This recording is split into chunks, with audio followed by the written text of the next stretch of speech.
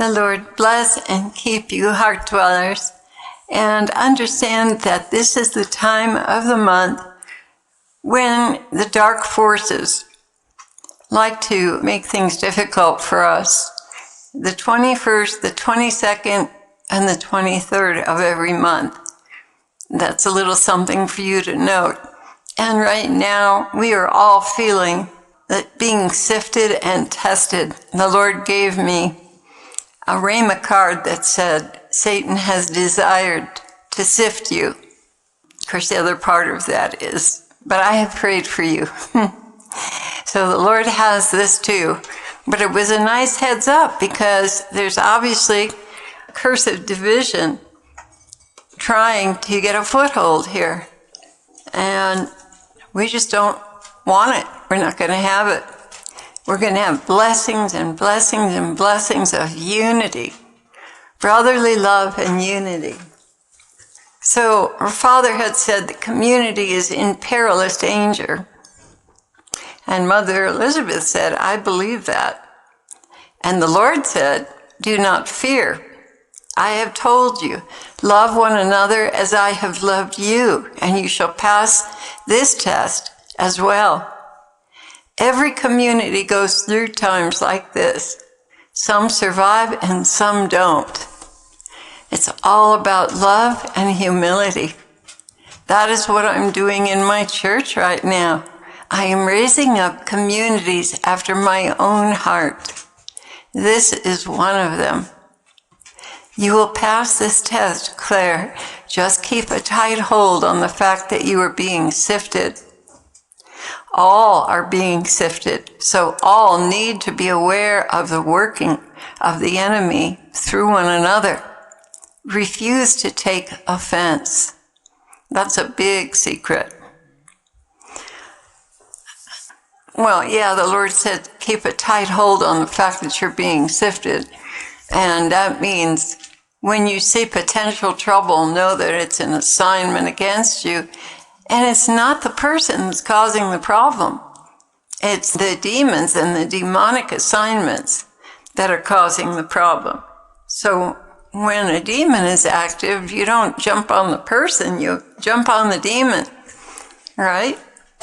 And refuse to take offense and love them and forgive them and keep on going. So we had an incident today that really tweaked my beak. Yeah. Well, we had actually another one the day before. A challenge, a difficulty, an unexpected opposition or unexpected reaction, let's say, from some important people. And it made me extremely upset. And I rarely get upset, so I knew it was the enemy. I got angry. And the Lord was showing me my pride that I got angry. I didn't need to get angry. This could be handled without anger. And I told him, I don't want this. Please take it away from me. And guess what? He did. He took that anger away. But I did have to do some writing to clarify some things for other people, and that was time consuming. Then today, we had a situation where we had been talking about notifying me when you come down off the mountain so I know who can cover for you. And we had asked this many, many times. And someone went down off the mountain without letting us know.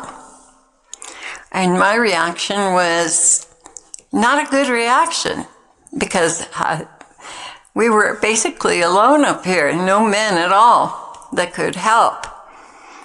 And, you know, being out in the wilderness, you kind of count how many people you have around you and how, you know, who can handle what if it comes up. But I really overdid it in my mind. It's like, it's not a big deal. Why are you getting so upset? And I realized it was my pride. I was not asked. I was not notified. Now, if that's not pride, I don't know what is. And I recognize it as such because of the litany of humility I think it reads something like, Lord, grant me the grace of being happy when I'm not notified, when I'm not told something, when I'm left out, when I'm ignored. And so the Lord brought that to mind. I thought, I don't want the pride. Please take this away from me. And it was good that I recognized it, because I know I have it, but I don't always know where it is. And when it comes up like this, it becomes really obvious. And then I can pray against it and tell the Lord, I don't want this. So, moving right along here, the Lord continued. He was talking about the curses. They, meaning the enemy, the curses, the demons, whatever, have been sent to cause friction and indignation. These things cannot exist in the presence of love, humility, and obedience with a good heart. You're beginning to see why I said those two virtues, love and humility, will cover you like armor. So, and he did. He said, if you're walking in love and humility, nothing can penetrate that. And I said, yes, Lord, I felt that when I realized pressure was being exerted on me to react in anger. He replied, that's exactly correct. Quench that fiery dart with love and making excuses for others, even bending over backwards to bless them in the midst of a less than ideal situation. So instead of indulging my anger, the Lord gave me the idea to bless them with a meal out and a trip to the zoo or something like that. And the truth was, they did have special needs. And this incident acted as a harbinger of this to come as families begin to associate with us and children increase. So the Lord is calling families here as well, but not on the mountain necessarily, because we don't have room for them. It's too small of an operation. But he is calling families to be involved with us. So after I did that, acting in charity instead of resentment, I had peace. Jesus replied, that's how you will know you did the right thing. Truly, there is a reordering of priorities in the community to make room for family values and needs. They are quite different than single brothers and sisters without children. I will guide you, beloved. My Spirit is with you, and he will always guide you if you ask. When these occasions arise, take time out and seek our solution, and then return and implement it. And whenever he says our or we, he means Father, Son, and Holy Spirit. He continued, Satan does not know how to handle these situations, but he does know how to set them up and foment them. He is doing me the great favor of training you all in the proper response by setting you up to fail, to fall and be divided. You were learning what to expect from the dark side. You were learning his tactics and how to handle them. Love conquers all, even a drunken Roman soldier taking out his fury on me. Even he can be conquered by love. When it is not critical, take the path of least resistance. When it is critical, apply love, patience, and goodwill, looking out for the best interests of one another. There is no law against love. Love conquers all. When someone slaps you on the right cheek, turn to him the left cheek also, and pray for your enemies, who are many and are accumulating. The good news is that they are observing love in action and beginning to question their practices. And are they really happy with what they've chosen to do in their life, their spirituality? Oh, Jesus, hold me up. I feel like fainting. He said, they will walk and not get weary. They'll run and not faint. Teach me, Lord, teach me, Lord, to wait. As you can see, this other soul is a very frail one. So we had someone also who caved and needed to rest. Kid gloves work well with frail souls. I know you know this. Take nothing personally. Recognize the real enemy in all things. We are getting there, dear Clare. We are getting there.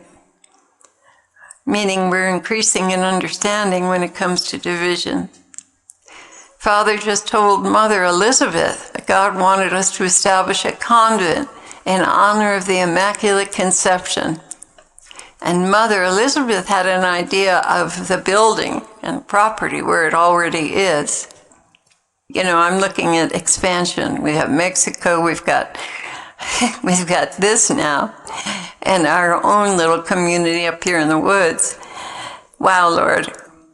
And the community down in town, it's quite a bit. And I said, Lord, I cannot possibly manage or do all that needs to be done. At that point, I saw a set of keys in my lap. The same 2 keys given to me in Florida when we were visiting a convent. We were visiting a convent and praying with the brothers there.